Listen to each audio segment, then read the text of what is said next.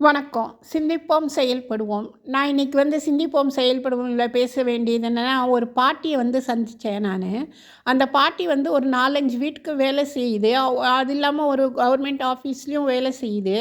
அது வயசு என்னன்னா 80 வயசு இருக்கும்.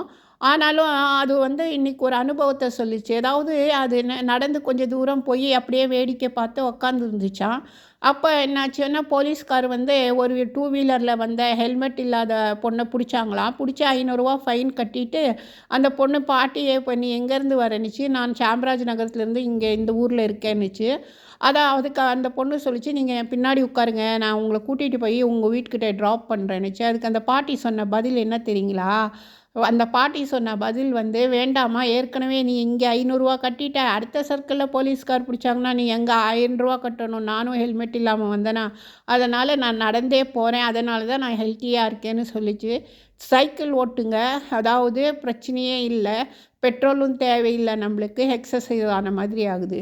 எனக்கு நீங்க இந்த கமெண்ட் பண்ணுங்க, ஷேர் பண்ணுங்க. Thank you.